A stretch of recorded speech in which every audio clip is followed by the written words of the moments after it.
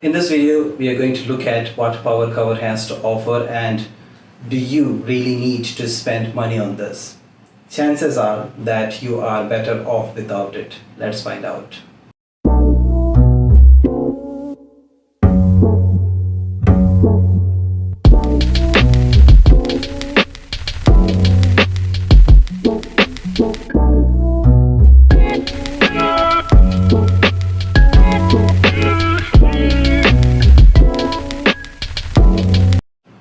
Hi there, welcome to the channel.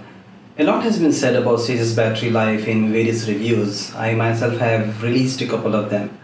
Since then, Kobo has released two firmware updates, and although they have not clearly mentioned any battery specific improvements, but from the usage we can see that it is a little bit better than the initial release. But is that sufficient? It sells at about 80 US dollar, and here in Singapore it cost me 120 Singapore dollar. So much for a cover.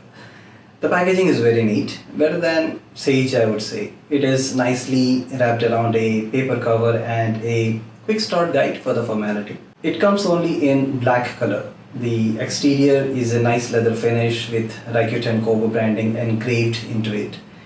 It does not catch fingerprint and is really nice to hold, and the surface is not slippery, so that is good as far as the grip goes.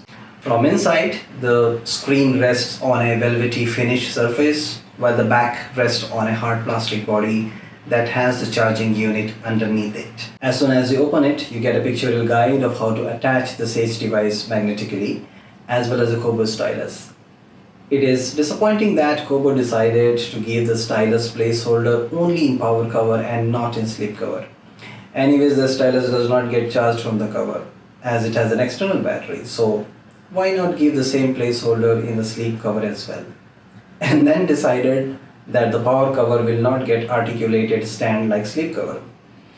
So these are some of the strange decisions from Kobo. Anyways, let's look at this thing further. This is how Sage gets magnetically attached to the cover. Remember the three copper dots? Yes, Sage gets charged through that, and you don't have any USB port to charge the power cover on its own. My initial thought was that first Sage will get fully charged and then power cover will charge when you plug the USB-C cable. However, I found that they are both getting charged at the same time. So that is good in my opinion, as you can charge both Sage and power cover to full and then disconnect the cable. But I have a doubt about simultaneous charging, as I uncovered some other UI bugs which I will talk about in a few minutes. Now the speed with which Sage will get charged is not consistent as far as my test went. To compare, it takes anywhere from 1 hour to 1 hour 20 minutes versus 35 to 50 minutes to charge with the USB-C cable, from less than 10% to 100% battery. So not much of a difference between the two types of charging. However, I think this would vary for every individual. It does give an estimated charge time, but that is not accurate. With the cover on Sage, the depth increases by this much. The increase is mostly due to the back panel and not much from the front lid. It almost feels like as if you're holding a physical book, and it does get heavier as well. It feels as if you're holding two Sage devices. I wanted to check how strong is the magnetic attachment and only managed the stylus to fall from an unrealistic handling. So the hold is pretty good. Some observation that I personally do not like are there is no cutout for power button. Maybe Kobo would have thought that we will never use the power button anymore, as the cover provides sleep-wake function in addition to power. Few UI bugs which I think will be fixed in upcoming firmware release, like this one. I have not connected the USB cable, but UI says the charging from USB. And this one, where the battery percentage of the power cover shows as -1%.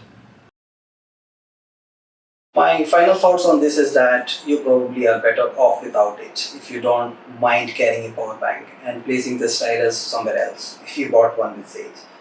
Chances are that you might be carrying one already. When I bought Sage, the seller provided this free to me. I think the seller was visionary and knew what's coming with the purchase.